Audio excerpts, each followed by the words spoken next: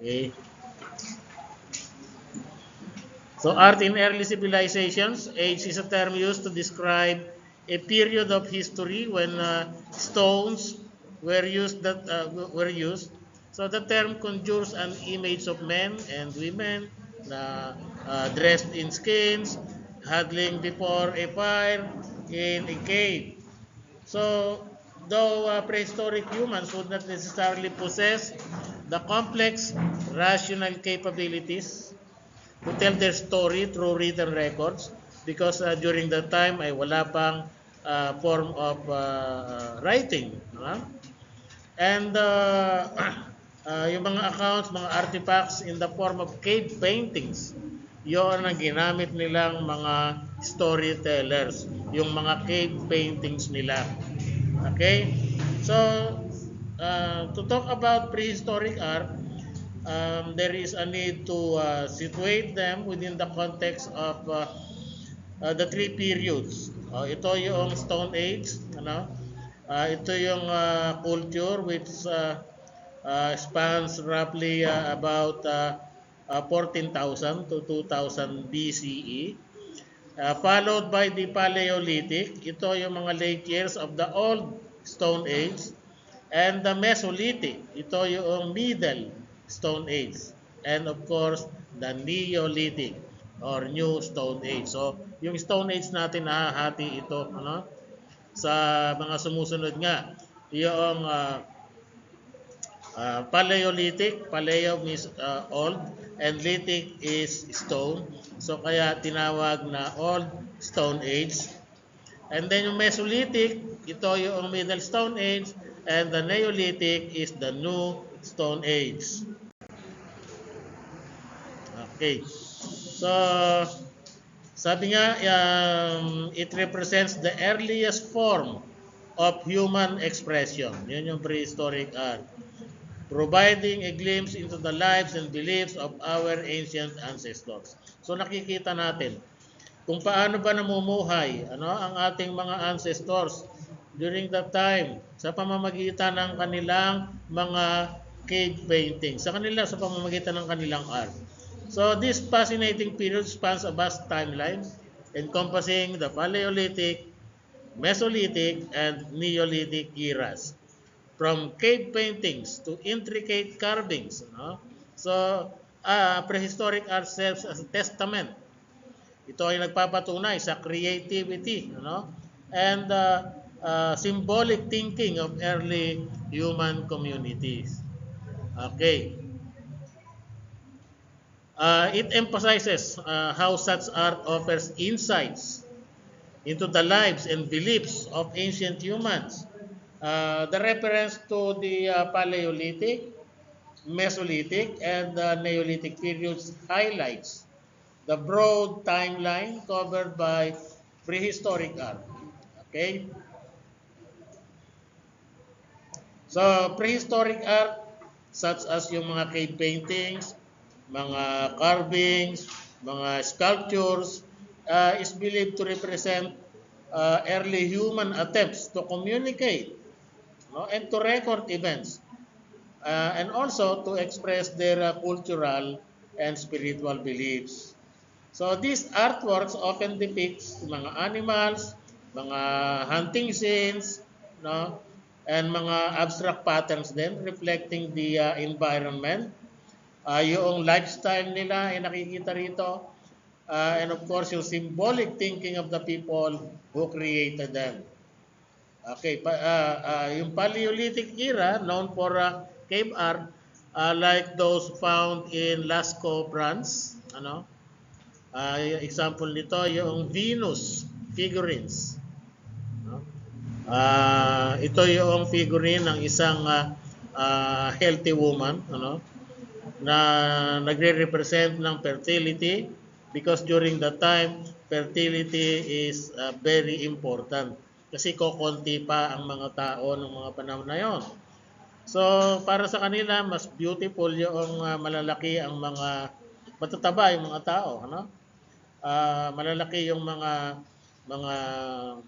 parts para maging para makapag-bear ng maraming children. Kaya nga, inukit nila itong mga Venus figurines na to, marami ito, no? Na nagre-represent ng fertility, no? Survival themes and fertility. And then doon sa Mesolithic era, ito yung transitional period showing more dynamic and stylized art. So during the Mesolithic era, naging stylized na yung art, ano? Ang mga topics ay yung mga advent ng agriculture and of course yung domestication ng plants and animals, because during the Mesolithic era natuto na silang mag-alaga ng hayop. Hindi na sila masyadong nagre-rely sa hunting and gathering, na kung tawagin ay foraging. And then noong Neolithic era, no? So it is marked by more sophisticated art forms. Sophisticated na yung kanilang mga arts. Like meron na silang mga pottery, mga megalithic structures. Ibig sabihin itong megalithic structures, mga malalaking structure ito. So mga stone slabs na itinatayo nila as monument, ano? One good example nga ay yung Stonehenge. Nakita niyo na yung Stonehenge? So ito yung circular na mga stone slabs na nakatayo. Ang nagtayo noon ay yun ay ginawa during the Neolithic era or New Stone Age. Okay, so we can say na yung prehistoric art is not only a window into ancient humanity's creativity. No? Ito rin ay isang testament to the cognitive and cultural evolution of our species. Okay. So, start tayo sa Paleolithic art. Let's discuss this in detail. So, it is approximately 2.5 million BCE to 10,000 BCE. Okay. Okay, so the Paleolithic era, also known as the Old Stone Age, witnessed the emergence of the Homo sapiens. Homo sapiens, tayo na yon. No? And of course, yung kanilang the artistic endeavors. Sorry. So, okay, so the prevalence of animals, doon sa kanilang mga paintings, mga cave arts, katulad ng horses, ng bison, ng deer, mga mammoths in Paleolithic art is indeed fascinating, and it highlights the deep connection early human had with the natural world. Okay. So here are the key points about animals in Paleolithic arts. Bakit mga animals? So kasi nga, yung animals were central to the survival of Paleolithic societies. Kasi ang way of living nga nila ay hunting and gathering. No? So it provides food, clothing also, yung mga animal skins ginagamit nila as clothing, and tools, and even shelter. Kasi meron yung mga mammoth bones, yung mga giant elephant ito na hairy. Kapag nakuha na nila yung mga laman, natitira yung skeleton, now yung skeleton na yon ay dahil malaki, halos laki ng isang bahay, yun ang ginagamit nilang shelter. Doon sila nagtitira. Ano? Binabalutan lang nila ng animal skin din. Ano? Okay, so there are repeated depictions sa mga cave paintings, sa mga carvings, sa mga sculptures. It suggests that animals held symbolic or spiritual significance beyond their practical utility. So, yung mga hunting ritual, so may mga researchers na naniniwala na yung mga images na to were part of hunting magic. No, yung mga cave paintings nila na nagdidepict ng hunting, mga hunting animals. So, naniniwala sila that by painting animals, early humans might have sought to influence successful hunts. Magiging successful daw yung hunting nila kapag ipinipinta nila sa kuweba yung mga animals na gusto nilang i-hunting. No? Okay, so, and also, para itong pasasalamat doon sa mga animals. Ang mga animal spirits, naniniwala sila sa mga spirits. Meron ding mga shamanistic beliefs, ano? So sabi nila, yung presence daw ng animals in dynamic or surreal forms, yung bang mga animals na human-like ang features, kasi meron silang mga painting na ganon. Animal yung katawan, yung upper part ay human, no? Human-like features, or yung tinatawag na hybrids. So it suggests possible shamanistic practices. No? So ibig sabihin, so it serves as a medium for connecting the spiritual realm. Okay. So in educational or communicative roles ng mga paintings na to, so itong mga depictions na to could have also served as teaching tools, no? Para maituro nila or matutuhan ng mga younger members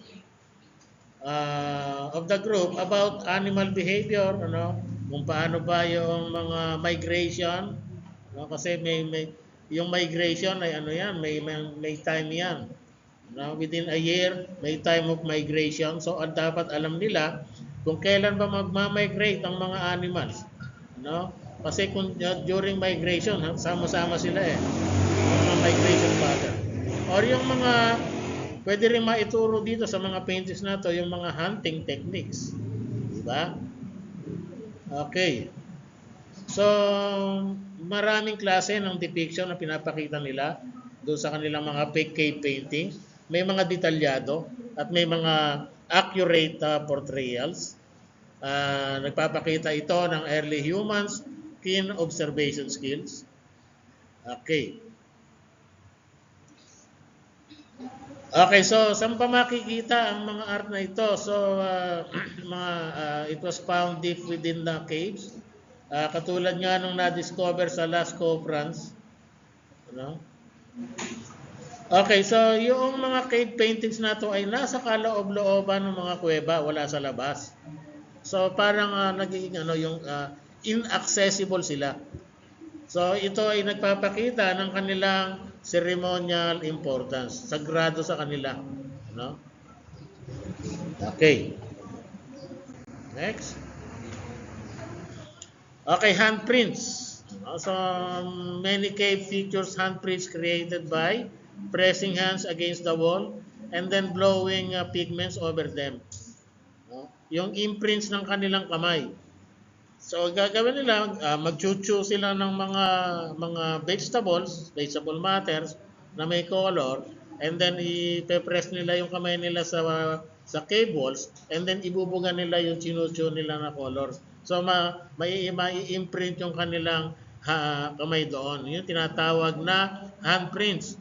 So this is one of the most intriguing elements ng Paleolithic cave art. So often creating using a technique. Technique ito where individuals press their hands against the walls and blow pigments over them. Okay. So gumagamit sila ng mga hollow bones, hollow bones ng mga animals over their hands para makapag-create ng negative silhouette.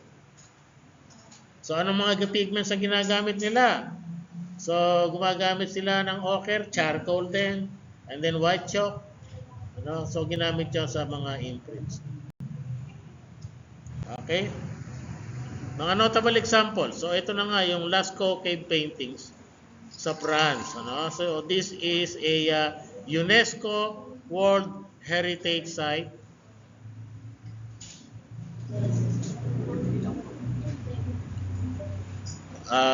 Famous for its exceptionally well-preserved paintings. So the cave contains vivid depiction of animals, showcasing a high level of artistic skill and attention to details. Okay, so ayan yung mga cave paintings nila. Nakita nyo ba? Okay, kung titingnan nyo, parang napaka-natural ng pagkakapinta nila sa mga hayop, di ba? Hindi siya parang caricature, parang parang detalyado, di ba? Realistic, portrayal, ano nila. Okay, so next. And then another example, yung Chauvet Fond d'Arc cave paintings, 30,000 BCE. So it was discovered also in France. So these are among the oldest, pinakamatandang example ng prehistoric art. So yung cave walls are adorned with realistic depictions of animals, including lions, rhinoceroses, and mammoths. Okay, so ayan. Nakita niyo naman, mga cave paintings nila. Magagaling silang magpinta. No, considering na ano to, Old Stone Age. Okay. And then next. After ng Paleolithic ay yung Mesolithic era, Mesolithic art na, no? Or yung Mesolithic era. This is approximately 10,000 BCE to 8,000 BCE. So, yun na nga, as human societies transitioned into a more settled lifestyle, during the Mesolithic era, the art of this period reflects the changing dynamics and innovations of the culture. So, nagbago yung kanilang way of living. No, nagkaroon ng transitional phase between the nomadic hunting. Ibig sabihin ng nomadic hunting, palipat-lipat sila ng mga lugar. Once na ma-exhaust nila lahat ng animals sa isang lugar na yon, lilipat na naman sila. Ibig sabihin, wala silang permanent na bahay. Pagka wala nang ma-hunting sa isang lugar, lilipat na naman sila ng tirahan. Doon naman sila mag-hunting at magpo-forage ng mga vegetables, mga fruits na kailangan nilang makain, no? So sa Mesolithic era ay nagbago yung kanilang way of living from being a nomadic hunter and gathering lifestyle ng Paleolithic art. Nagkaroon na ng agricultural societies, no? So this shift to a more settled lifestyle, ibig sabihin na nagtayo na sila ng mga bahay-bahay kasi nga nagtatanim na sila, nag-aalaga na sila ng hayop. So hindi sila pwedeng umalis, hindi nila pwedeng iwanan yung mga alaga nila. Kaya nagkaroon na ng mga communities, doon na nag-umpisa, no? So naging settled yung kanilang lifestyle. Okay, and of course, it is vividly reflected in the art of the time, which captures the changing dynamics of human societies. Okay, so ano ba mga key characteristics ng Mesolithic art? Okay. So, during this era, art began to focus less on large animals. No? Hindi na malalaking animals. And more on human figures na ang kanilang mga arts. Yung mga activities ng mga tao, yung kanilang interaction with the environment. Okay? Yung mga themes ng mga rituals, domestication, so it started to emerge. So yung mga Mesolithic art, karaniwan nagpapakita ito ng mga scenes ng hunting, ng fishing, ng dancing, mga communal activities. Okay, one good example ay yung rock shelters at saka mga engravings which depict group dynamics. Okay. So, nagkaroon ng trend of creating small portable artifacts. Ano ibig sabihin ng small portable artifact? So, ito yung mga figurine na nadadala nila kahit sila magpunta dahil ano lang to, magagaan no? So it suggests that art and utility were closely related, di ba? Yung mga ornamented tools na ginagamit nila, yung mga personal decorations nila were common, So, yung paggamit nila ng color at saka ng mga natural pigments, while less elaborate than Paleolithic cave art, Itong mga Mesolithic work ay gumagamit ng pigments katulad ng ochre, uh, or hematite for painting on rocks and shelters. So yun, yung mga art nila nagre-reflect ng increased social interaction or social complexity. Nagpapakita ito ng mga grupo ng mga tao na working together. So may mga scenes na nagsasuggest ng greater cooperation in hunting kasi ang hunting dapat ay may cooperation dito in piecing, So possibly tied to evolving tribal or societal roles.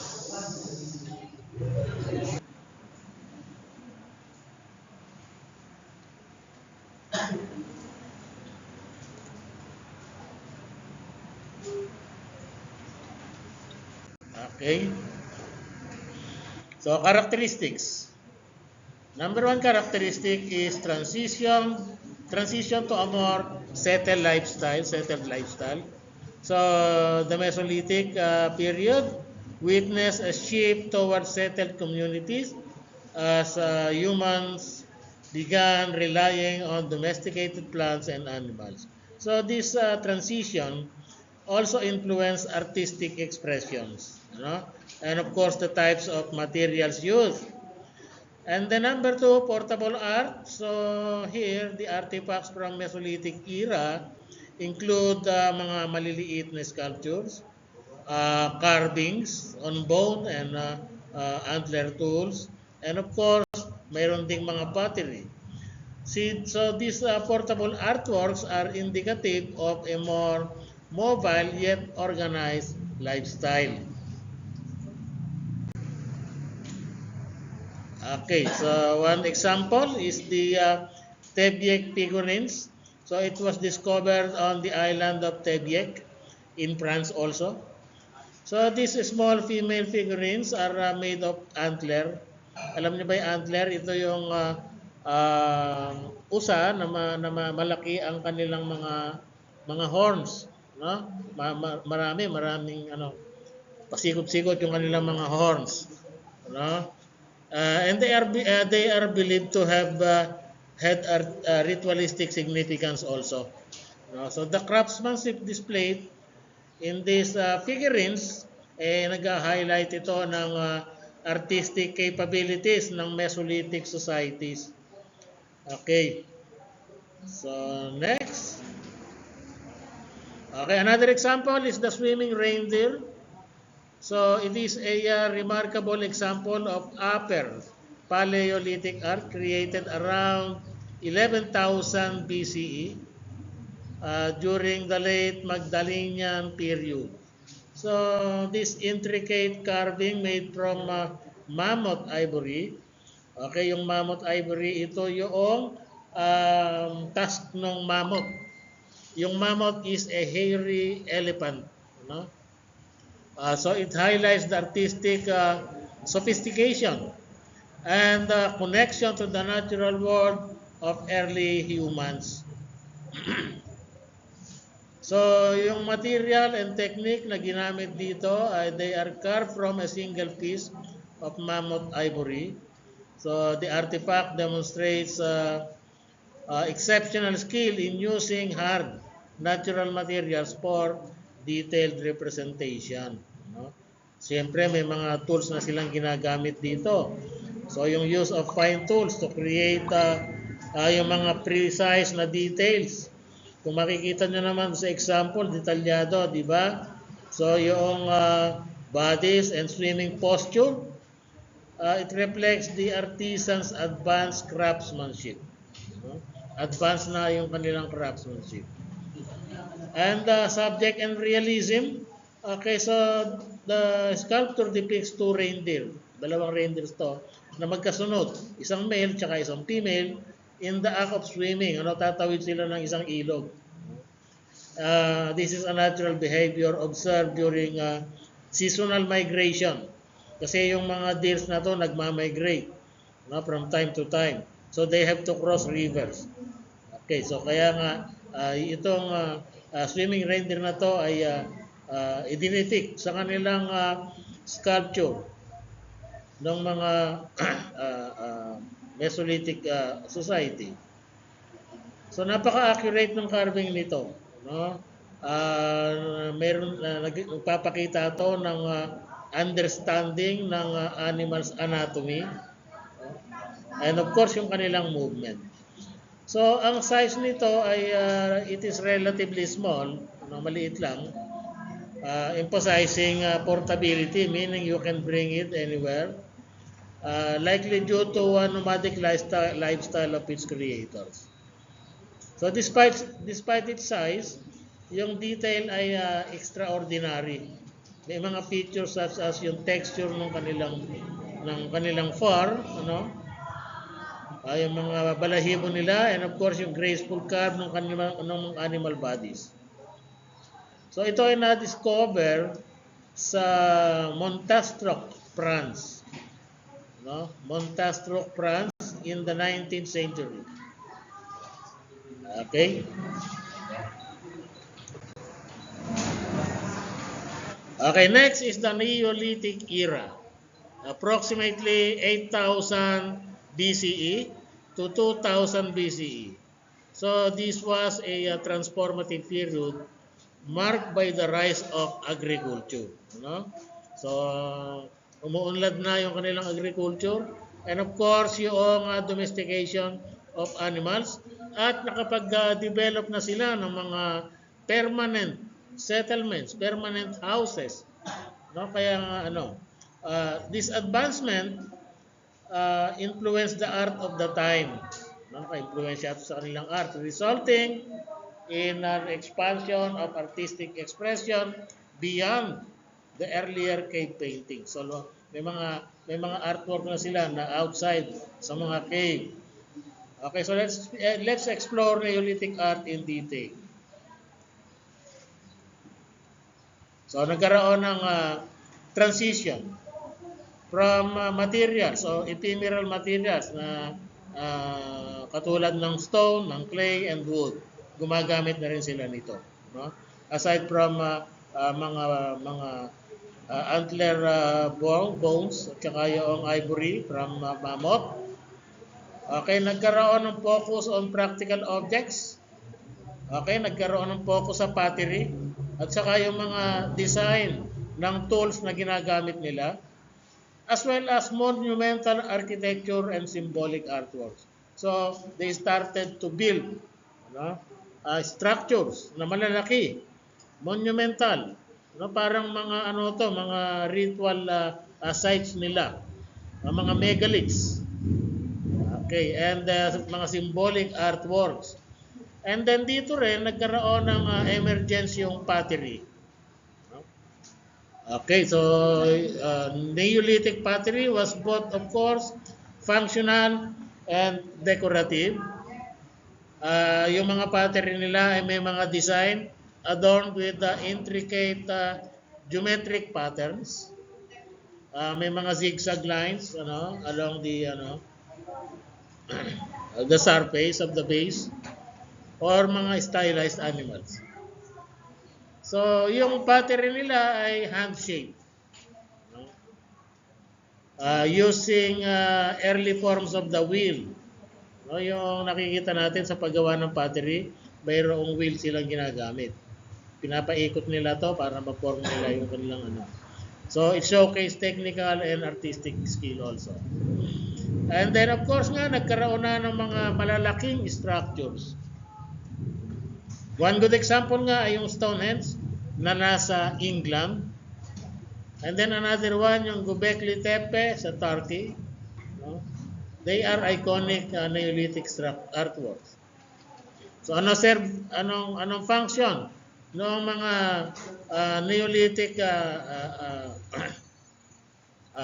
megalithic structures na to? So ginagamit ito bilang sa mga ceremonial rites nila. It also serves as astronomical observatory, or mga communal purposes. Yes. Okay, next. Okay, characteristics ng Neolithic. So, nagkaroon ng agricultural revolution. So, it was a monumental turning point in human history. Nagkaroon ng transition from nomadic, hunter-gatherer lifestyle to settled farming communities.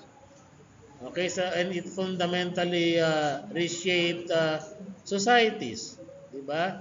Economies and culture. Nagkaroon na sila ng they were able to produce surplus. Ibig sabihin, yung hindi sila isang kahig santukana. So yung mga inaanin nila, na-i-store nila and then during rainy season or times na hindi sila nakapagtatanim, meron silang siguradong makapagkukunan ng kanilang pagkain. So yan yung characteristics ng ano nila, agricultural revolution, no? Nagkaroon ng domestication of plants. Nagtatanim sila. No? Katulad ng mga wheat, ng barley, nagtatanim sila ng rice, no, mais, ano, depending on the region. So kaya nga through agriculture, a more reliable food supply, ano, was provided. At ito ay nag-reduce doon sa kanilang dependence doon sa hunting and foraging. Okay? Okay. And of course, dahil doon, they have to settle kasi may mga pananim sila. May mga alaga silang hayop. They have to settle. So the shift to farming led to the establishment of villages. Kaya nagkaroon ng mga villages and of course mga towns. Katulad ng Catalhoyuk na nasa Turkey at saka yung Jericho. No? Itong mga settlements na to ay nag-foster ng, of course, sense of community among its members, di ba? Kasi pag maraming sama-sama sa isang lugar, nagkakaroon ng cooperation, nagkakaroon din ng conflict, of course, no, and competition. Hindi may iwasan 'yon. And through that ay nagkaroon ng sense of community, and of course, it laid the groundwork for urban development, no? Okay, mga technological innovation nila, may mga tools sila katulad ng mga sickles, mga plows, no, araro. May mga grinding stones din sila pang patalim ng kanilang mga farm implements. Okay. And of course, pottery was used for storing surplus food. Mga malalaking banga, imbakan ng mga mais, ng bigas, no? And this mark an advancement in, of course, what we call material culture. Okay? Okay, next. Okay, ceramics. Okay, features of Neolithic ceramics. So yung pottery nga was essential for storing surplus food, cooking of course, and transporting water, pang-igib nila, no? Or grains. So the advent of agriculture increased the need for matitibay or durable na reusable containers. No? Okay, so yung mga early ceramics nila were of course mga hand-built ito using techniques like coiling or pinching. Ito yung may potter's wheel. Pinaiikot ng paa na tapos doon nila nilalagay sa gitna. Nakakita na ba kayo na gumagawa noon? Pottery? Oo. Yung may ikot na gano'n, may clay sa gitna and then doon nila hinuhubog yung kanilang pottery. Okay. Clay was often mixed with tempering materials. Sinahaluan nila ito ng straw, ng sand, o kaya mga crushed shells to improve its durability. Okay. And then of course, after that, yung pots nila ay they were typically fired in open pits. No? Kailangan kasing lulutuin yung pottery para matibay eh. Hindi naman basta ibibilad lang yan. Kailangan ay lulutuin sa apoy. No? Sa mga pugon. No? Okay, so yun yung magpapatigas doon sa clay and made it water resistant. Okay. So as decoration and aesthetics, itong Neolithic ceramics were frequently adorned with geometric patterns, mga zigzags, mga spirals, mga stylized natural motifs. Decorations were created using tools, of course fingers, or incised with sharpened objects before firing. Okay, monumental architecture. So, during the Neolithic period, human societies transitioned from nomadic hunter-gatherers to more settled agricultural communities. Okay, so this shift allowed for the development of complex social structures. Naging komplikado na yung kanilang social structures. And of course, kailangan ng construction of large-scale, mga permanent architectural projects, what we call now monumental architecture. No?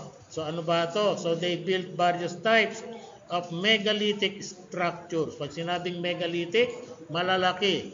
Malalaking stone structures which are large that often had may mga ceremonial na ginagawa dito, ceremonies, mga religious rites, and mga funerary purposes. Ano? So yung mga libingan nila, they started to build mga megalithic structures para to commemorate. No? Yung taong nakalibing doon. Okay, mga stone circles. No? Mga katulad nga noong Stonehenge. Circular ang arrangement ng mga malalaking bato na to, often placed upright. Okay, so ito na nga yung Stonehenge in England. So ano purpose nito? Though yung exact purpose ay hanggang sa ngayon ay pinagtatalunan pa kung ano daw ba talaga ang purpose ng Stonehenge. So they are believed to have served as ceremonial or ritual sites, possibly linked to astronomical events, like yung solstices, mga equinoxes, ano. So also they may have function as calendars, ano, nade-determine nila yung time of the year, day of the year, ganon, kung kailan ba yung winter, yung summer, sa pamamagitan ng pagtingin doon sa mga shadows ng mga bato na yon. So ayun, nagkaroon nga ng parang it also serve as an astronomical observatory. Ano, sabi nila pag nandun ka raw sa middle noong Stonehenge at tumingin ka sa taas, makikita mo raw yung mga constellations, no? Mga stars, constellations. Okay, so meron ding mga dolmens, ano? Dolmens, ito yung tomb structures. Ito yung kanilang pinakalibingan or pinaka-nicho. So they are made of 2 or more upright stone supporting a large flat capstone, forming a chamber beneath. At doon inililibing. Burial sites ito. Usually, para sa mga importanteng individuals doon sa grupo, mga leader siguro nila. So, nagre-reflect ito ng early concepts of ancestor worship. No? And of course, yung social importance ng death rituals. Okay, may mga dolmens na covered by earth or smaller stones to form a mound, parang mound. So maraming nakikitang dolmen across Europe, across Asia, and parts of Africa. Nagpapakita ito ng widespread use of megalithic burial practices. Okay. Okay, one good example nga itong Catalhoyuk.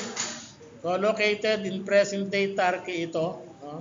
It is one of the earliest and largest known Neolithic settlement dating back to around 7,500 BCE. Okay, so dito makikita natin yung mga kung paano ba namuhay yung mga tao dito, yung kanilang architecture, yung kanilang mga paniniwala, yung kanilang mga early farming communities during the Neolithic period. So kung mapapansin nyo, Doon sa litrato ay napaka-dense nitong housing. Ibig sabihin ng dense, dikit-dikit sila, parang apartment. No? Tightly packed, mud brick houses built side by side without streets. Walang mga kalsada to. No? Walang mga daanan, walang alis. So, paano sila nakakapasok doon sa mga bahay-bahay nila? Yung lalo na yung mga nasa looban. So, yung mga tao ay they entered homes through openings in the roofs.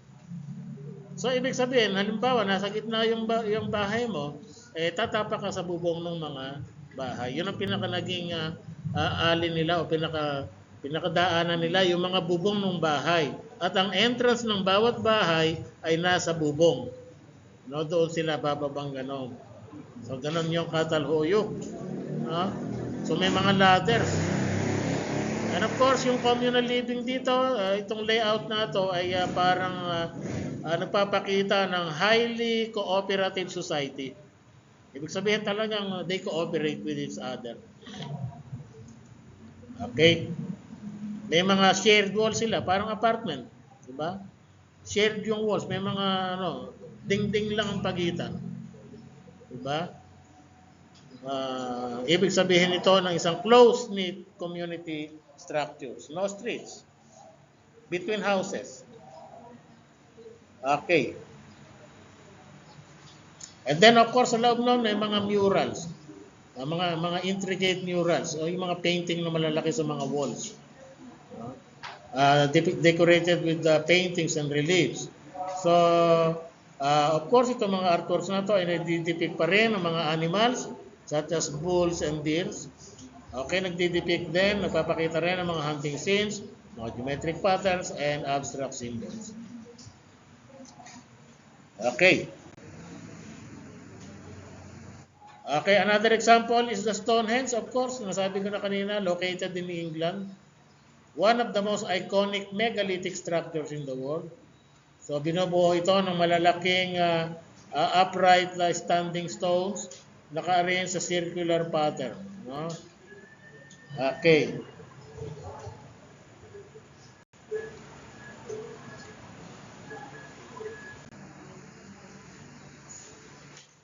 Ayan, yung picture ng Stonehenge.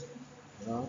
One of the most famous and enigmatic megalithic monuments in the world, located on Salisbury Plain in southern England. Okay.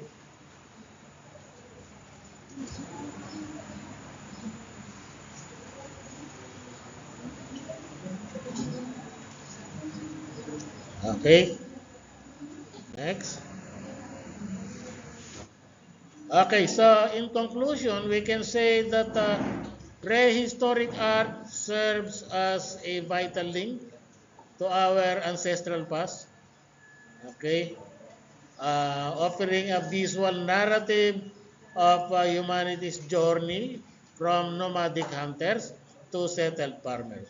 So these early works not only demonstrated technical skills of our ancestors. Nagpapakita rin dito ng mga insights doon sa kanilang mga paniniwala, doon sa kanilang mga rituals, and of course yung connection nila with the natural world. Okay, so through studying and appreciating prehistoric art, we engage with the ancient minds that laid the foundation for the rich tapestry of human creativity.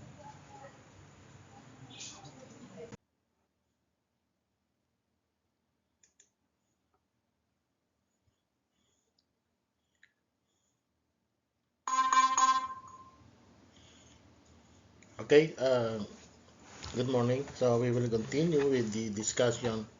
And this time, our topic will be Egyptian art. Okay. So Egyptian art developed over more than 3,000 years. So it is one of the most recognizable and influential artistic traditions in human history. So rooted deeply in the culture's religious beliefs and social structure, Egyptian art served practical, spiritual, and symbolic functions. So, number one is monumental architecture. The most iconic Egyptian architectural achievement, of course, are the pyramids, such as those at Giza. So, built as tombs for pharaohs. Pyramids symbolize the Egyptian belief in the afterlife and the pharaoh's divine status. So their precise engineering reflects advanced knowledge of mathematics and astronomy. Also, temples like Karnak and Luxor were centers of worship, dedicated to gods and goddesses. They featured grand columns, massive statues, and detailed reliefs that told stories of divine kingship and mythological events. They also have the sculpture, okay? So number two is sculpture. So yung mga statues of pharaohs and deities. Egyptian sculptures were typically rigid and formal, emphasizing timelessness and eternal order, or what they call ma'at. Okay? So pharaohs were depicted idealized. So binabago nila, ginagawa nilang idealized, and often ay larger than others to denote power. So so ganun kasi sa Egyptian sculptures. Matitigas yung posture ng kanilang mga sculptures, no? Napaka-formal, no? And they often portray their pharaohs into larger than life images, and this is to denote the power that they wield. Okay. When it comes to materials and techniques, sculptors used stone, wood, metal, crafting everything from colossal statues to small amulets. So, yung careful proportion rules like the canon of proportions ensured consistent representation across centuries. Number three is painting and reliefs. So, walls of tombs and burial chambers were covered with vibrant paintings depicting daily life, religious rituals, and journeys to the afterlife. So these images serve a magical function, ensuring the deceased well-being in the next world. Okay, next is hieroglyphs. So art was often combined with hieroglyphic writing, which added layers of meaning. Text could describe events, prayers, or spells essential for the afterlife. Egyptian painting used a strict symbolic style. Figures were shown in composite view. Okay, heads in profile, eyes ay frontal, yung torsos are facing forward, to convey clarity and order. Okay, religious and cultural themes.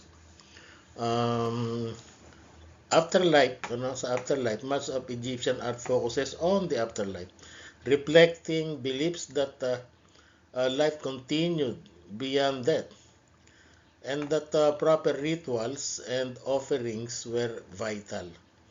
And then we also have divine kingship. Pharaohs were considered gods on earth, and art reinforced their divine right to rule and maintain balance. Also, symbolism in colors and forms, they have specific meanings. For example, green symbolized rebirth, while the ankh represented eternal life.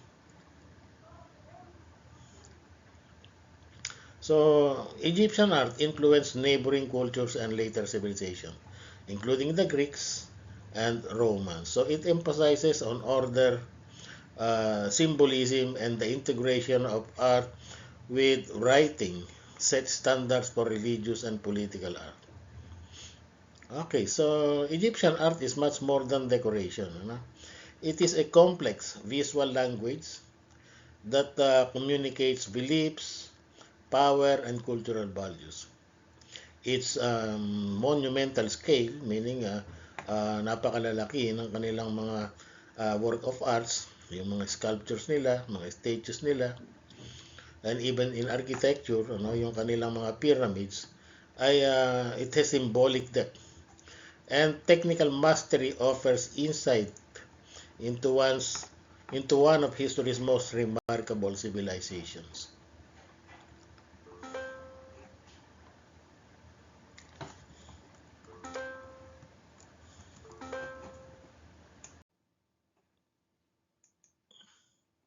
Okay, characteristics of Egyptian art. So we have Egyptian art is inherently symbolic. So with a strong emphasis on conveying specific meanings through images and hieroglyphics. So yung hieroglyphics, it is a system of writing using pictorial symbols were prominently employed in monumental inscriptions, in tombs and in temples. Example nito is the Rosetta Stone, which was discovered in 1799. So it is a prime example of the use of hieroglyphics. So this ancient stele contains inscription in 3 scripts. Pag sinabi natin stele, stones, ano? It contains inscription in 3 scripts, including Greek and hieroglyphics, enabling the decipherment of ancient Egyptian writing. Okay, so here is the Rosetta Stone, ano? Okay, so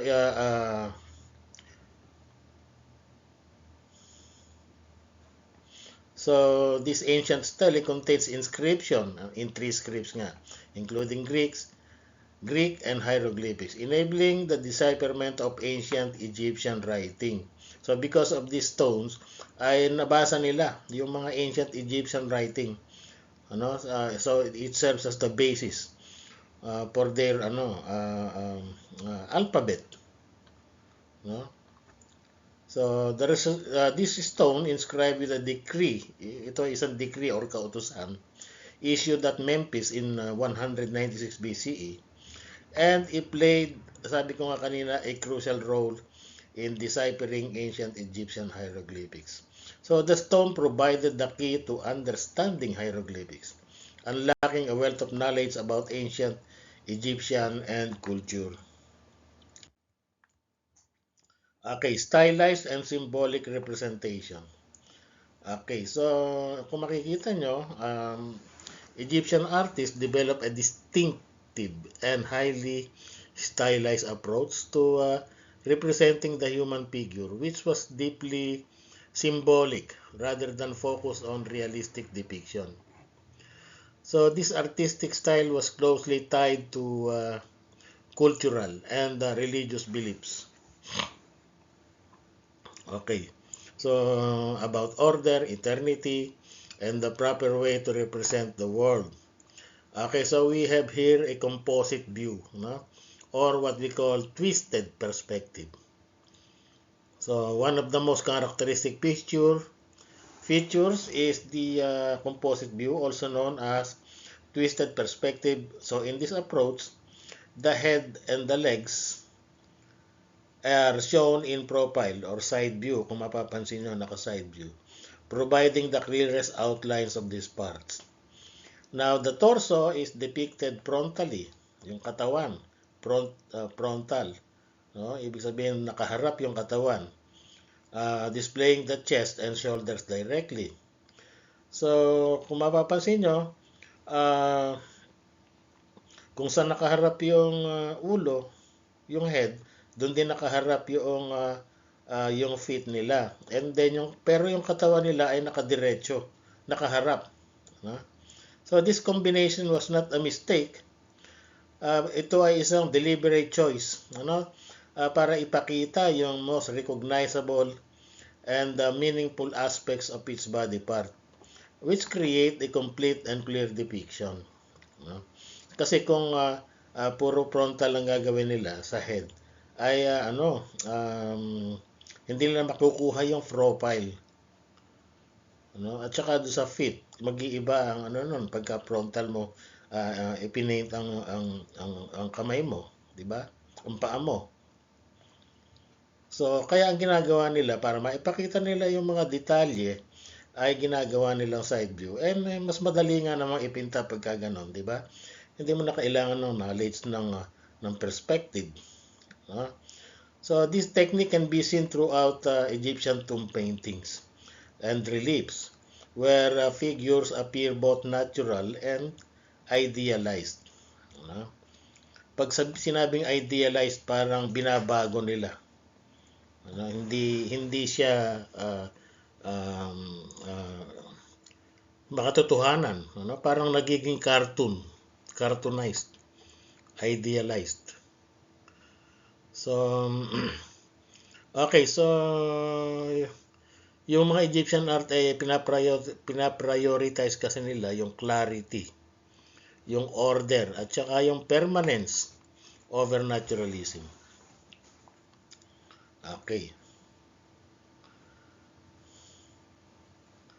Okay, so meron silang social hierarchy. Yung size and posture often symbolize status. Yung mga pharaohs and gods were depicted larger, mas malaki, and in more formal poses, while common people appeared smaller and less rigid. Egyptian artists followed a strict set of guidelines known as the canon of proportion to maintain consistency over centuries. So these rules ensure that figures were portrayed harmoniously and in line with cultural ideals rather than individual characteristics. So yung mga stylized form, according to them, was more than aesthetic. It was a visual language, encoding social, religious, and cosmic concepts. So by using these conventions, the Egyptian art became a tool for communicating beliefs about the divine order, the afterlife, and the role of humans within the universe. Okay. Okay, we have here an example. This is the statue of Capre. So 2520 to 2494 BCE. So the statue of Khafre, it is an old kingdom pharaoh of Egypt's 4th dynasty, is a prime example of the highly stylized and symbolic approach in Egyptian royal sculpture. So it was discovered in his Bali temple near the Great Pyramid of Giza. So this statue reflects the ideals and beliefs central to Egyptian art and kingships. So kung mapapansin nyo, youthful and idealized yung kanyang appearance. So Khafre is portrayed with an eternally youthful face, bata sa paningin, and a strong muscular body, which of course symbolizes his divine strength and timelessness. So this idealization conveys the pharaoh's godlike nature and his eternal power. Okay? So kung mapapansin nyo, yung kanyang seated posture, yung rigid seated posture with hands clenched on his knees projects calm, authority, and permanence. Okay? So nagsasuggest din ito ng stability and order. Okay, yung falcon god Horus is depicted protecting Khafre from behind his head, reinforcing the idea of divine kingship and protection. Okay, yung Horus kasi ito yung falcon god. At kung mapapansin nyo, meron silang headdress that looks like the head of a falcon. So ito ay nire-reinforce yung idea of divine kingship and protection. So ano bang material ang ginamit dito? So they carved from diorite. Diorite. It is a hard and durable stone. The statue's material choice itself symbolizes permanence and immortality. Okay. Okay, another example, another one, yung funerary art and the afterlife in ancient Egypt. Okay. So, a large portion of Egyptian art was dedicated to funerary purposes and beliefs in the afterlife. So, it reflects the civilization's deep belief, dun sa life after death. So, Egyptians saw death not as an end, but as a transition to another existence. Kung saan yung daw soul would continue to live if properly prepared.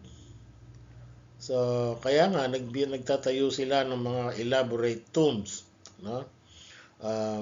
Tombs were designed as eternal homes for the deceased, ranging from simple mastabas to grand pyramids and rock-cut tombs. Yung mga walls nila were often decorated with scenes depicting daily life, kung nakikita niyo sa picture, mga religious rituals and mga spells to aid the deceased. Okay, yung mga coffins and sarcophagi or sarcophagus, okay, ang tawag nila sa kanilang mga coffins o yung kabaong ay sarcophagus.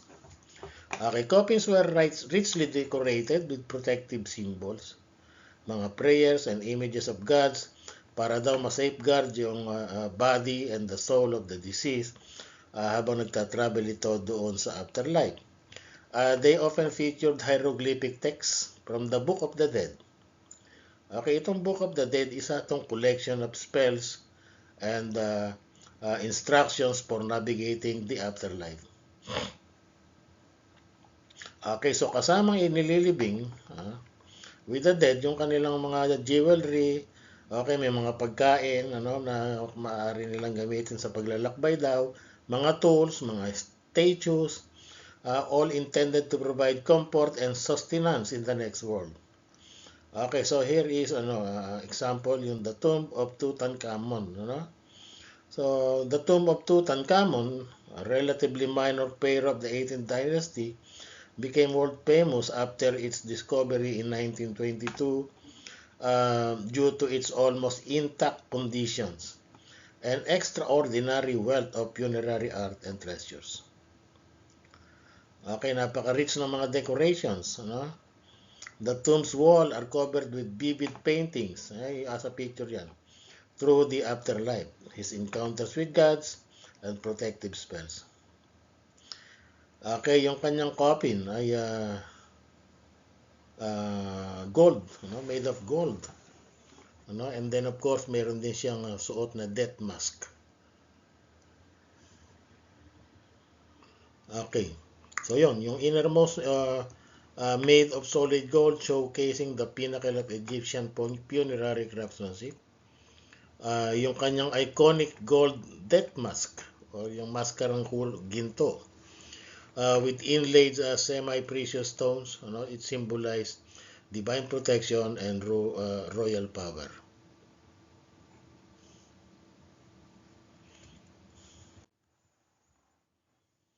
Okay, sa monumental architecture, so pag sinabi nating monumental, ito yung mga malalaki, mga huge structures. Okay, so Egyptian architecture is renowned for its monumental scale.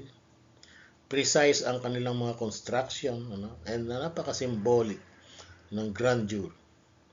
So, itong massive structures na ito ay hindi lamang para ipakita yung kanilang architectural feats, but also embodied religious, funerary, and administrative functions that reinforce the power and beliefs of ancient Egyptian society. So, mga key characteristics nito, of course, monumentality. Egyptian architecture often involved huge stone blocks, mga massive columns, malalaking columns, and large-scale layouts designed to impress and last for eternity. So, ang religious purpose nito ay to serve as houses of gods where rituals and offerings were made. They were built to honor deities and the divine status of the pharaoh. Okay, so yung funerary function nito, yung mga tombs, especially pyramids and mastabas, ay dinisign ito para protektahan yung namatay at tulungan siya sa paglalakbay papunta sa kabilang buhay. Okay? Okay, so some architectural complex included spaces for governance and storage. Okay, reflecting the organized nature of the Egyptian state. Okay. So it was built for Pharaoh Khufu. Okay, pinatayo ito para kay Pharaoh Khufu, also known as Cheops. Okay, so it is the largest and most famous pyramid in Egypt and one of the 7 wonders of the ancient world. Originally about 146 meters, napakataas, or 480 feet tall. During that time ay napakalaking nito as compared to sa mga other structures ng mga panahon na yon. So it remained the tallest man-made structure for over 3,800 years. An estimated 2.3 million limestone blocks were used. Okay, napaka-precise ng kanilang engineering. Naka-align ito with the cardinal points and its near-perfect proportions demonstrates advanced knowledge of geometry and astronomy. Okay, napaka-complex din ang interior. May mga passageway, may mga chambers, including the king's chambers and ventilation shafts. Okay, naka-design ito for precise planning, with precise planning for religious and practical purposes. Okay. And then yung mga for the portraiture in Egyptian art, idealization and divine representation. So Egyptian portraiture was less about capturing an individual's realistic likeness. Ayaw nila ng ganun. It was more about conveying eternal qualities, mga divine status, and mga social ideals. Yung mga pharaohs nila, tsaka yung mga matataas na figures nila were often portrayed with of course, bata, youthful, lagi ang nila, portrayal nila. Mga flawless yung features, matatangos ang ilong, maganda ang mga mata, okay, maliliit ang bibig, So ayun, parang idealize yung kanilang mga physics to emphasize their timelessness and godlike nature. Ibig sabihin magaganda talaga yung kanilang mga portraiture. Pag sinabing portraiture sa sculpture, ito yung mga bust. From the shoulder lang ang kinukuha, tsaka yung muka. Okay, so and one of its characteristic nga ay yung idealization. So may strict convention to depict rulers and nobles as perfect beings. Perfect. Nagre-reflect ng beauty, ng strength at divinity, Yung youthfulness, subjects were frequently shown as eternally young. Hindi tumatanda, symbolizing vitality and immortality. Okay. Okay, ito yung example natin, the bust of Nefertiti. Yung nasa picture na yan. So it is attributed to the sculptor Thutmose. He is one of the most iconic example. Okay, it is one of the most iconic examples of ancient Egyptian portraiture. So Nefertiti was the great royal wife of Pharaoh Akhenaten. Asawa ni Pharaoh Akhenaten ito. Kilalang kilala siya sa kanyang beauty at yung influential role niya during a religious revolution emphasizing the sun god Aten. No? Okay.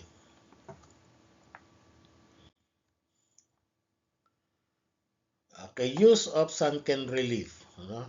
So itong mga Egyptian relief sculpture at saka yung mga sunken relief technique was a prominent feature in Egyptian art, decorating temples, mga tombs, and monuments.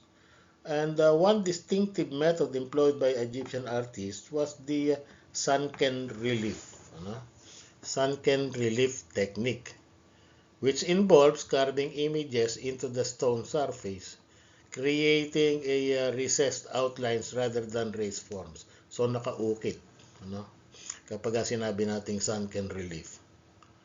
Okay?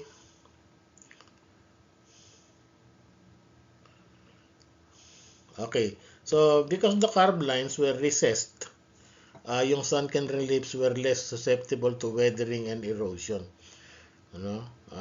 preserving intricate details over millennia. So this technique allowed for fine lines and delicate details, making it ideal for depicting hieroglyphics, mga intricate costumes, and complex narratives.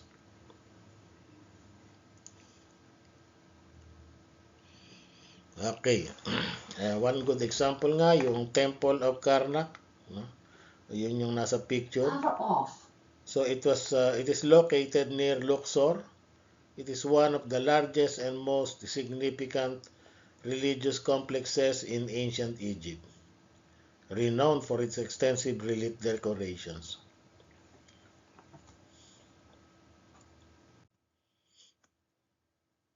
Okay, Egyptian art, depiction of gods and mythological scenes.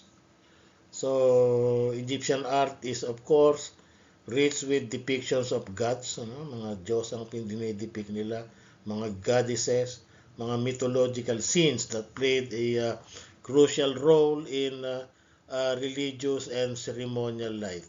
So these images reinforce the sacred connection between the mortal, yung mortal world and the divine world, helping to maintain cosmic order, and guide the deceased through the afterlife.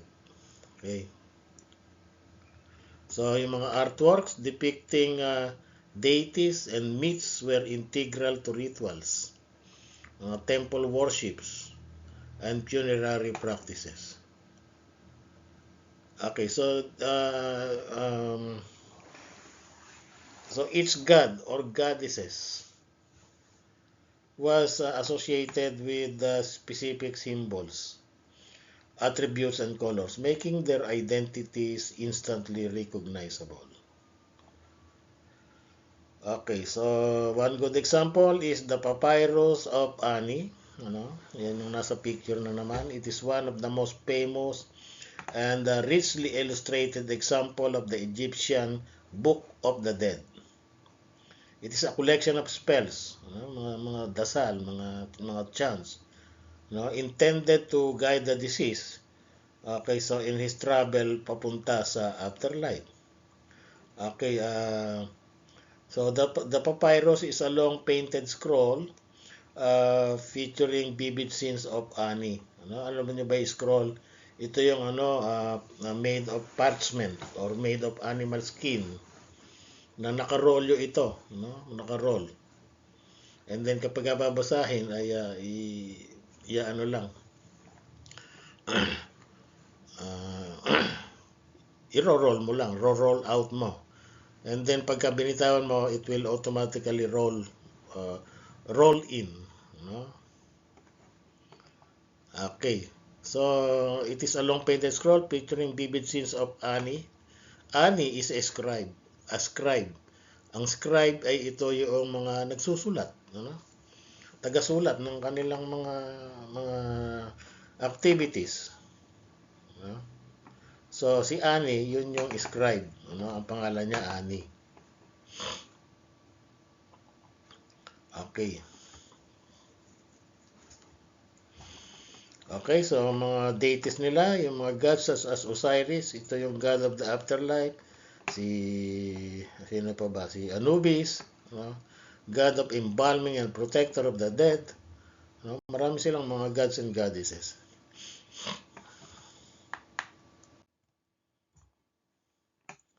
Okay, use of color symbolism. So colors in ancient Egyptian art were never arbitrary.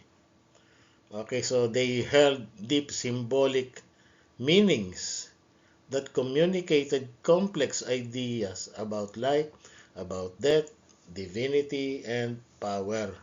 Okay, so the artist used a limited but meaningful palette where each color conveyed a specific spiritual or cultural significance. Like for example, green symbolized fertility, growth, and rebirth. So it was linked to vegetation. You know? The renewal brought by the Nile's flooding and the promise of regeneration and eternal life. Where yung red naman had dual meanings. It represented chaos, destruction, and disorder, which is connected to the harsh desert and dangerous forces sa Egypt. Okay, so red also symbolized vitality, power, and protection. Depende rin sa context na ginamit dito. No? Okay, may mga other colors din, katulad ng black, represented death. Yung white stood for purity. Ano?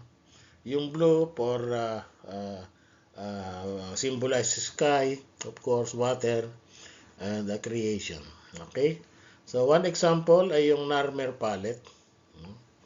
Yan yung nasa picture. So, it dates from around 3100 BCE. So, it is a prime example of how symbolism and color combine to convey powerful political and religious messages. Okay, so the palettes celebrate King Narmer's unification of Upper and Lower Egypt.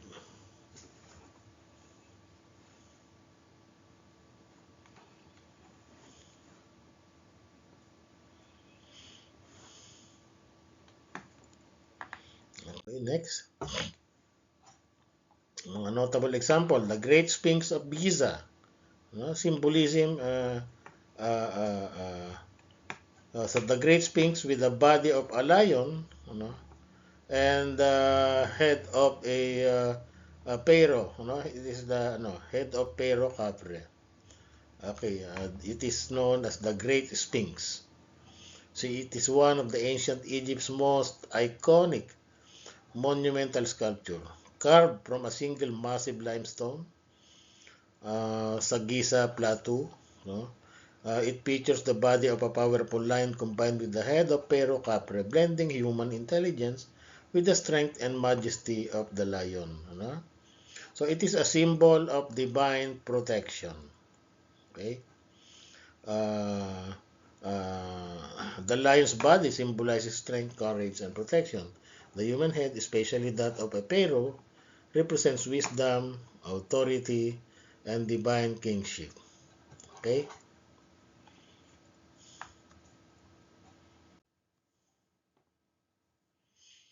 Okay, so in conclusion, Egyptian art stands as an unparalleled testament to the civilization's cultural depth, religious fervor, and artistic mastery. From the grandeur of the pyramids to the intricacies of painted tombs, each artifact and architectural marvel unveils a chapter in the fascinating narrative of ancient Egypt. Okay, so through symbolism nga, yung mga idealized portraiture, mga profound connection to the afterlife, so it transcended time, leaving an enduring legacy that continues to captivate and inspire.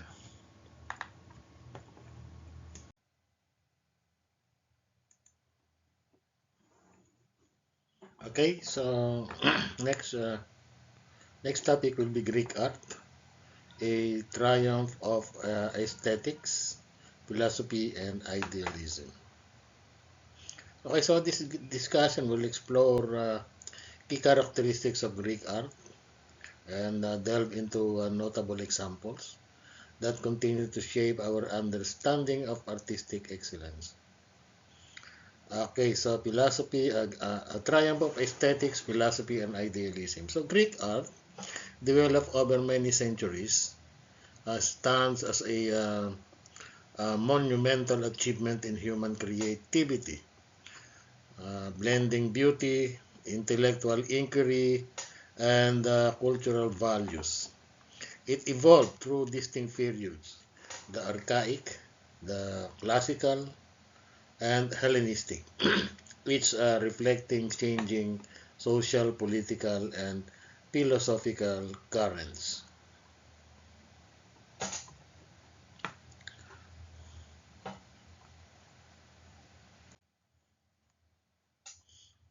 Okay, characteristics of Greek art. Okay, so we have the first one is humanism and idealization. Okay, so so Greek art is renowned for its deep humanistic approach, placing the human experience, form, and intellect at the center of artistic expression. Unlike earlier art forms that were more rigid or symbolic, Greek artists aimed to depict the human body with naturalism and idealism. Ano? So, capturing not just physical likeness, but the perfect balance of beauty, proportion, and harmony. Okay, so yung mga idealized human form, yung mga Greek artists, they sought to represent humans in their most perfect and youthful states, often enhancing features to embody ideals of strength, beauty, and moral virtue. Okay. And also yung aesthetic balance, so the art reflect a careful balance between realism and idealism, which combines anatomical accuracy with an emphasis on symmetry and proportion. Okay, so when it comes to movement and naturalism, the artist began to explore how the body naturally moves. Okay, portraying figures with realistic poses that suggest motion or relaxed stance. Okay, so beyond physical perfection, Greek art also suggested intellectual and moral qualities, no? Reflecting the Greek belief that beauty and virtue were interconnected. One good example is the Critius boy. Okay, okay, so ito yung Critius boy.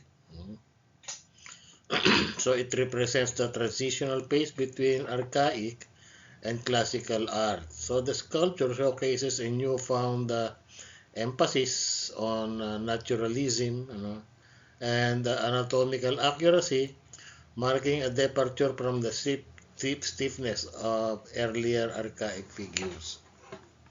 Okay, so kung titingnan nyo, napaka elegante nung pose noong Critius boy, no? As if talagang buhay siya, no?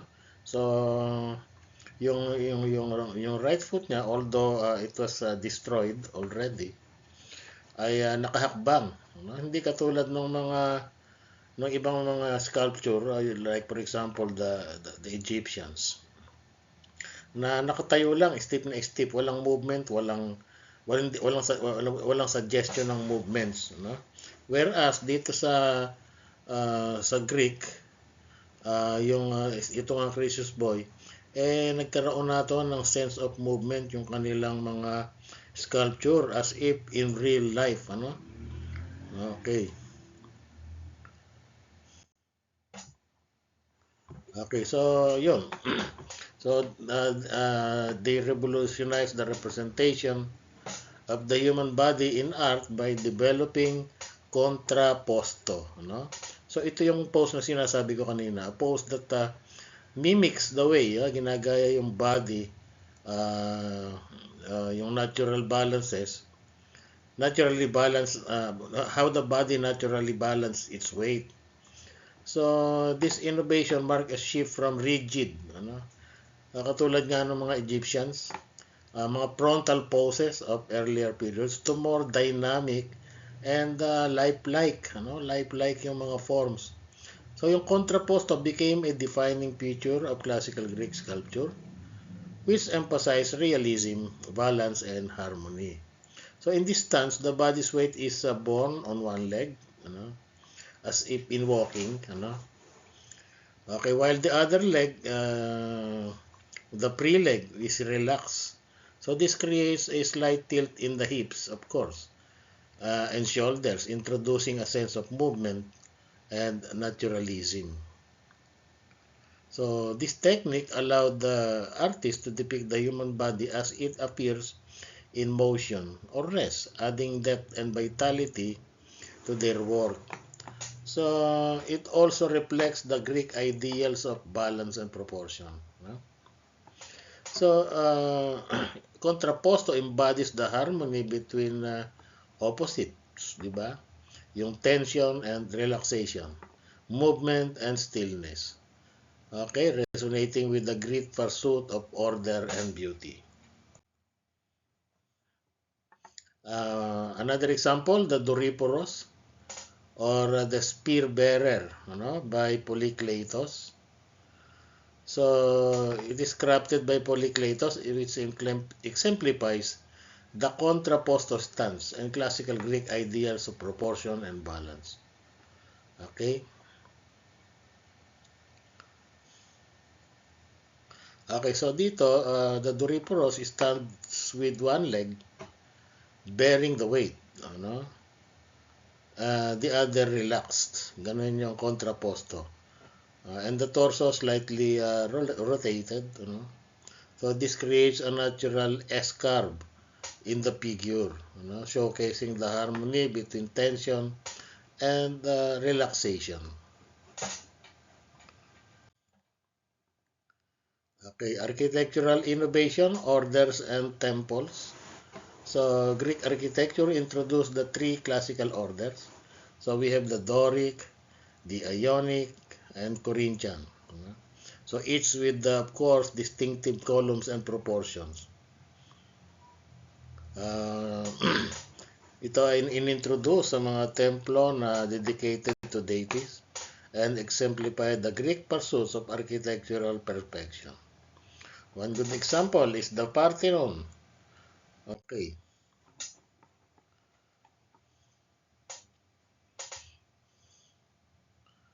Okay, so we all know that Greek architecture is celebrated for its elegance, precision, and harmony.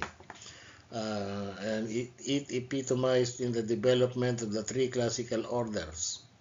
Okay, pag sinabi nating order, ito yung column, kasama yung kanyang pinaka-head or yung uppermost part nung haligi, and of course the base. So yun nga, so the three classical orders are the Doric, Ionic, and Corinthian. So these architectural styles provided a framework for constructing buildings that reflected the Greeks' pursuit of beauty, order, and proportion. Okay, so yung mga Greek temples in particular stood as monumental expressions of religious devotion and civic pride. Okay, so let's start with the Doric order, So this is the simplest and sturdiest, pinakamatibay. Characterized by plain, fluted columns. Yun yung nasa gawing left. Okay. Plain lang yung kanyang columns without bases. Wala itong base. And a simple capital. Simple lang. Associated with strength. And of course, masculinity. Whereas yung Ionic order, it is more slender. Mas payat siya. And mas elegant. Featuring columns with bases. May base siya. And then mayroong volutes or scroll-like decoration doon sa capital. Ang capital yung pinaka-head, yung pinaka-taas. So it is often linked to femininity and grace. And then the other one is the Corinthian order.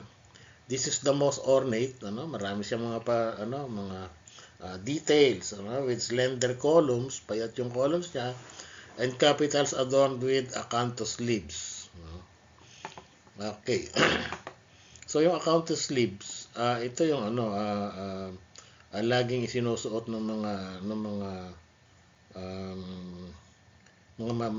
mga tao sa Greece. Yung mga may katungkulan, mga officers sa government, okay, lagi silang mayroong nakasuot na dahon or acanthus leaves nga ang tawag doon sa kanilang mga ulo, so they use it for its decorative richness, especially in the later periods. Okay, so yung mga Greek temples of course these are the centerpiece of Greek religious life, serving as the dwelling place for deities and a venue for worship. So they were meticulously designed to achieve perfect symmetry and perfection, reflecting the Greeks' belief in harmonious universe. Okay. So itong orders na to ay ginagamit nila sa mga templo nila, Like for example nga sa the Parthenon, Ito ay nasa Acropolis in Athens. So ang ginamit dito ay Doric, Doric. Dedicated to Athena itong the Parthenon. Siya yung patron goddess of the city. Okay. Yan yung the Parthenon, So it was built between 447 to 438 BCE during the golden age of Athens. It is a remarkable testament to the skill, innovation, and aesthetic principles of Greek architecture. Okay, so sabi nga it was dedicated to Athena. So it served as this temple not only served religious purposes, but also symbolized Athenian power and cultural superiority. Okay, so ang ginamit dito ay Doric. It is a Doric temple. Okay.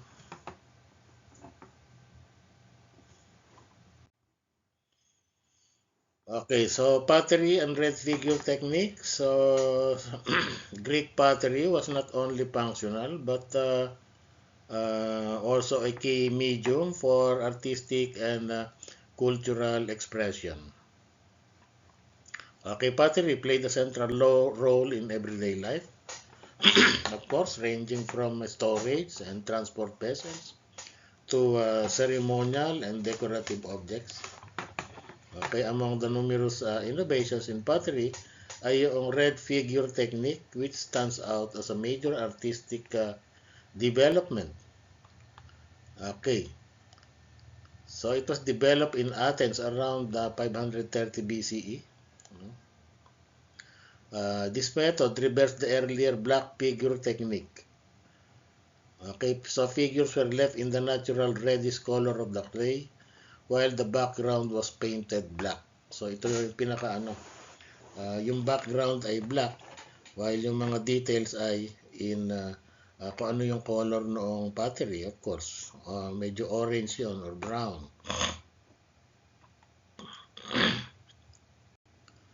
Okay, so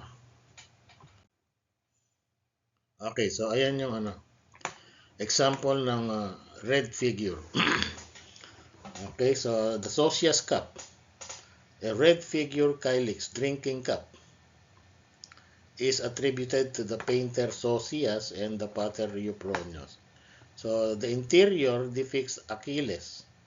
Okay, si Achilles yan bandaging the wound of Patroclus, showcasing meticulous detail in anatomy and expression.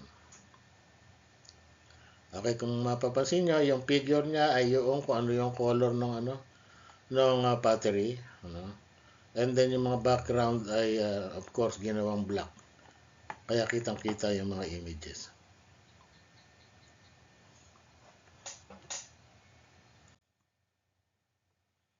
Okay, and then we have mythological themes. Of course, Greek art often drew inspiration from mythology. No? May mga gods and goddesses sila, mga heroes and mga mythical creatures serving as prominent subjects. So, itong mga depictions na to ay hindi lang ito basta artistic expression, ito rin ay reflection ng Greek religious and cultural beliefs. Example nga ay yung uh, uh, where is that? Okay. So Greek art was deeply influenced by the philosophical ideas of Plato and Aristotle. Of course, magagaling na mga philosophers ito, which shape its emphasis on both abstract ideas and empirical observation. So the integration of these philosophies contributed to the evolution of artistic representation, balancing idealized beauty with lifelike realism. Okay, one good example is the School of Athens. It is a fresco by Raphael. Okay, kung saan pinapakita si Aristotle, si Plato, no, tsaka and other philosophers na nagkakaroon ng pagpupulong. No? Okay. Okay, ayan yung The School of Athens. Okay, so pinapakita rito si Plato at saka si Aristotle at the center, symbolizing the synthesis of Platonic and Aristotelian thought. Okay.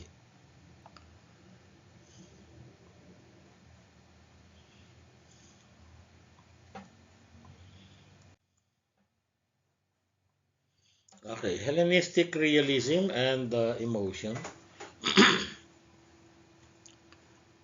Okay, so this is a shift in Greek art. Ano? Nagkaroon ng shift ang Greek art. The Hellenistic period, ito yung 323 BCE hanggang 31 BCE. So it marked a significant transformation in Greek art, moving away from the idealized, harmonious form of the classical period to embrace realism, emotion, and individuality. So, nagpapakita ito ng changing cultural, social, and political landscape of the era. So,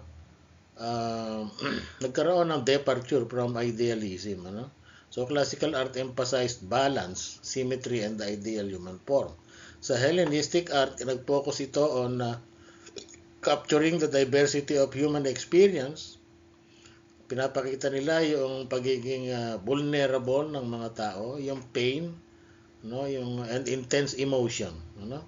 So, yung mga sculptors dito, they paid meticulous attention to anatomical details, often portraying older, less traditionally ideal figures. So, their works depicted dynamic poses, mga twisting bodies, mga buried textures, bringing sculptures to life. Mas naging makatotohanan. One example is the Laocoon and his son.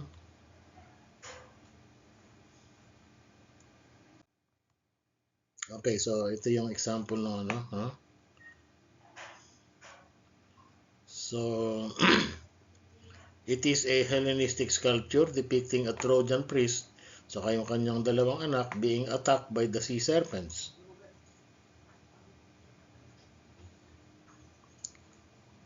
The intense emotional and physical struggle ay pinapakita.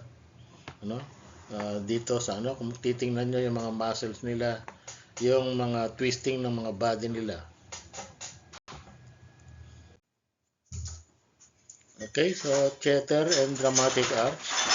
So Greek theater was a cornerstone of ancient Greek culture, blending literature, music, and performance to create a powerful artistic and social medium.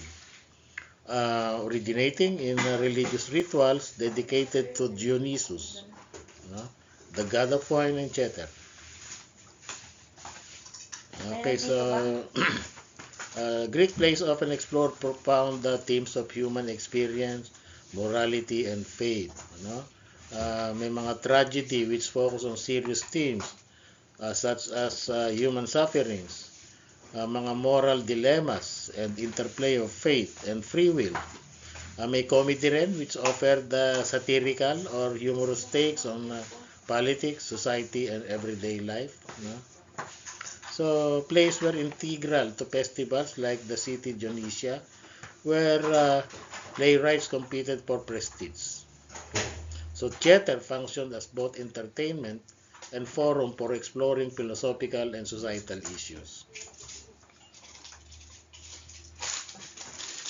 Okay, example is the play Oedipus Rex by Sophocles.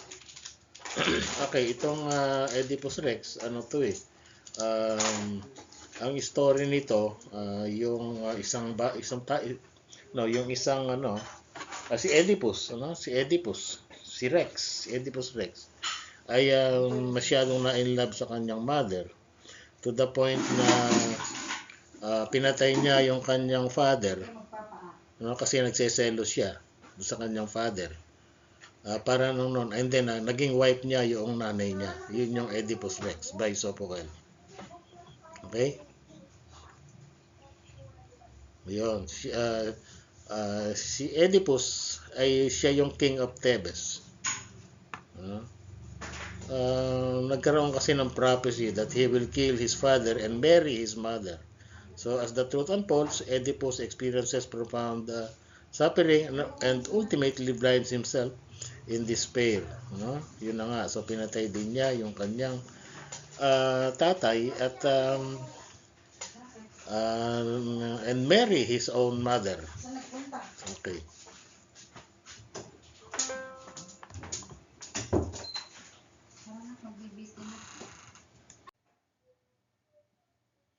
Okay, so in conclusion, Greek art stands as a beacon of cultural and artistic achievement.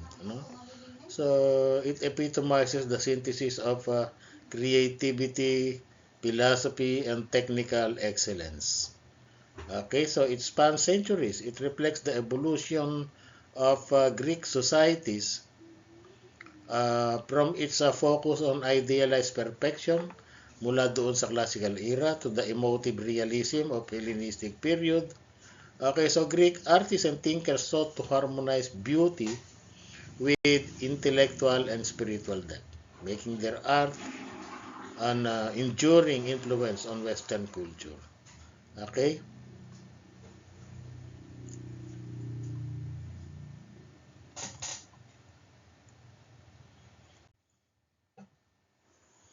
Okay, next is the Roman art.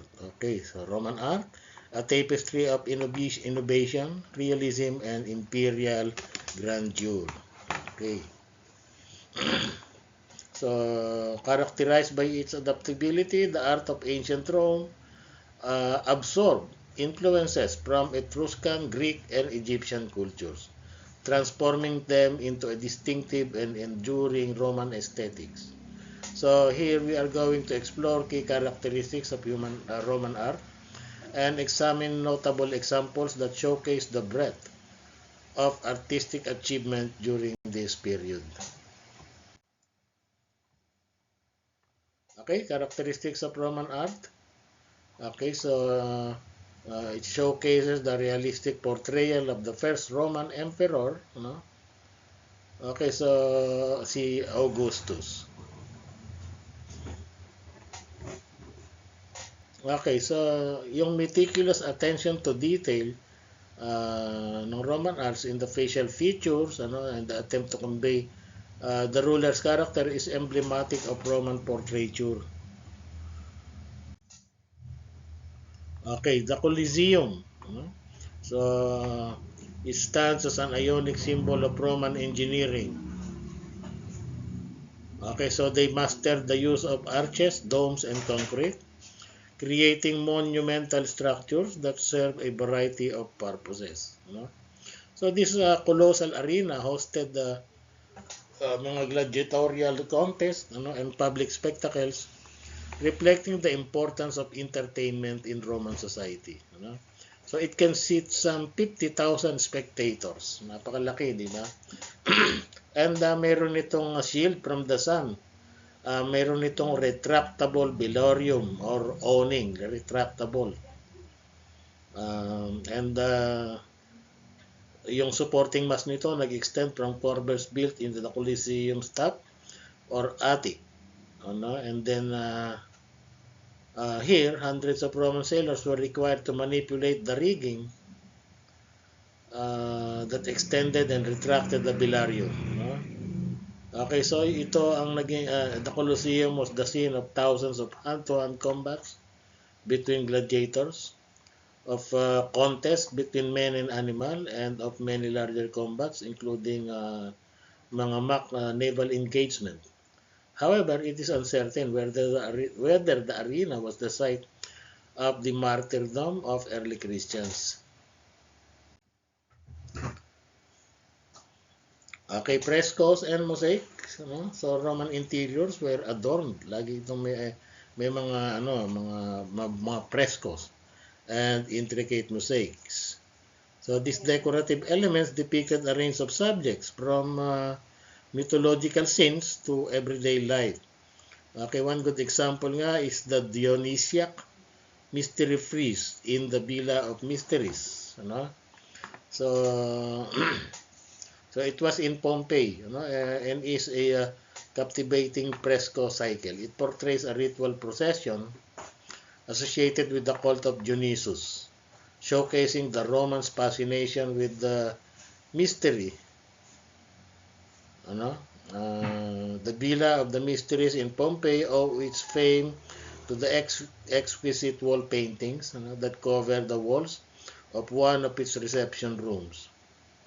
And then a mysterious scenes with lifelike figures seems to depict the initiation rite of a young girl into a Dionysian mysteries. Okay, may mga female figures doon, as well as fauns and maenads are seen on the side walls, engaged in various ritual activities. Okay, si Dionysus appears on the central wall with his wife Ariadne.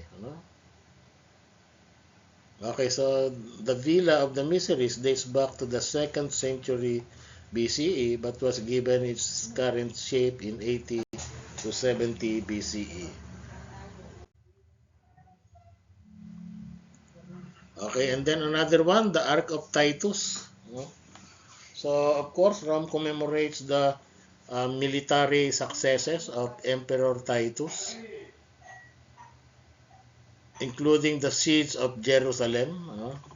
So, the relief on the arch depicts the spoils of the temple in Jerusalem, underscoring Roman power. So, itong ark na to ay ginagamit bilang in honor of the returning soldiers after winning a war. So, diyan sila dumadaan sa ark na yan. Ark of Titus. Okay, and then the Pantheon. This is the best preserved building from ancient Rome and was completed in 125 CE. So its magnificent concrete dome is a lasting testimony to the genius of Roman architects. As the building stands virtually intact, it offers a unique opportunity for the modern visitor to step back 2,000 years and experience the glory that was Rome. So the Pantheon is a remarkable example of Roman domed architecture. Yung massive concrete dome nito, with an oculus at the top. Yung oculus, ito yung opening doon sa top ng dome na which serves as a ventilation. So it remains an engineering marvel, illustrating the Romans' mastery of construction. Okay, sculpture in the round. Okay, so Roman sculptures excelled in creating three-dimensional freestanding sculpture. Okay, so the subject range from emperors and gods to everyday people, portraying diverse range of characters. One good example is the equestrian statue of Marcus Aurelius. No? So it is a majestic bronze statue. Made of bronze ito. No? Of the Roman Emperor on horseback. Pagka ang pagka ang portrayal ay laging nakasakay sa kabayo, ang tawag doon ay equestrian statue. No? So ito yung realistic depiction of the emperor and the dynamic composition highlighting the artistic achievements of Roman sculptors. So the statue is an over life-size depiction, ibig sabihin larger than life depiction of the emperor elegantly mounted atop his horse while participating in a public ritual or ceremony. So it is approximately 4.4 meters tall, more than 4 meters tall. A gilded bronze statue. Okay, so ginamitan nito ng casting. Yung tinatawag na lost wax technique. Nasabi ko na sa inyo last time, yung lost wax technique, di ba? So ang ginagawa nila ay inuukit muna nila yung wax. Kasi madaling ukitin yun. Yung parang kandila ba? And then yun ang gagamitin nila pinaka-casting. Okay?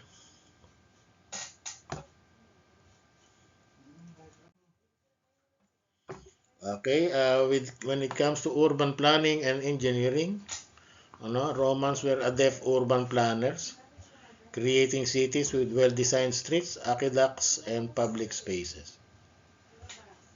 Okay.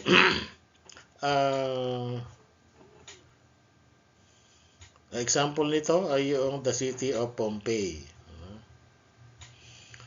So itong city of Pompeii na-preserve ito by the eruption of Mount Vesuvius. So nagpapakita ito ng glimpse doon sa Roman urban planning. Mga streets ito na well-designed, may mga forums, well-planned neighborhoods which showcase the organization of Roman cities. It was largely preserved under the ice kasi nung sumabog nga yung Mount Vesuvius ay natabunan nito ng makapal na abo. So matagal na hindi nila nalalaman na mayroon palang city doon sa ilalim ng mga abo na yon, So and then nagkaroon ng excavation at na-discover nga nila itong Pompeii, the city of Pompeii. So pinreserve na yon, nagkaroon ng excavation. So although much of the detailed evidence of the everyday life of its inhabitants was lost because of the excavation, it was a wealthy town, makasabi natin, with a population of several thousand people. May mga fine public buildings, mga luxurious private houses, mga lavish decorations, may mga furnishings, may mga works of art which were the main attraction for the early excavators. May mga organic remains including wooden objects and human bodies were interred in the earth. Over time, of course, they decayed, leaving voids that archaeologists found could be used as molds to make plaster casts of unique and often gruesome figures in their final moments of life. Okay.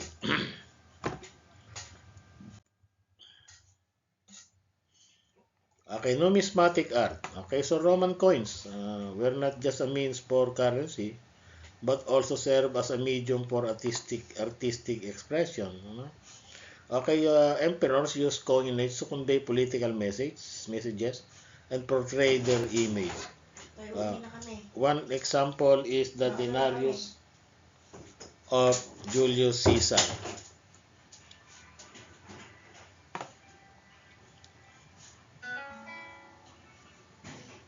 Okay, so yung mga portraits ito ng important people which appear on local currency all around the world. Babay tatay, uuwi na kami. God bless. Ingat. Okay. Okay, so the same was true in ancient Rome, which began producing its first coinage in the late 4th century BCE. Mga heads of gods and goddesses on the front side, open in profile, while the back depicted the animals and mga natural resources, mga symbols and references to historical events. Okay, parang ganun din sa mga coinage natin ngayon, di ba? Okay, so ang tawag doon ay numismatic art.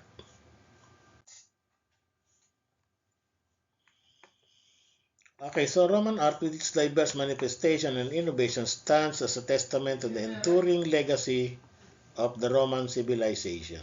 From realistic portraiture to monumental architecture, Romans fused influences from various cultures to create a unique artistic identity. Okay, so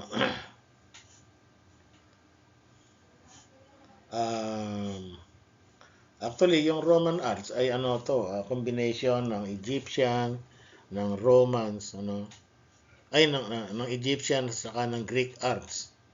Kasi nung masakop ng mga Romans yung Egypt tsaka yung Greece, ay kinuha nila lahat ng mga art materials doon or art objects, dinala nila sa Rome at doon sila nag-umpisa, no? So kaya masasabi natin na Roman art is a mixture of various cultures, the Egyptian and the Greek culture.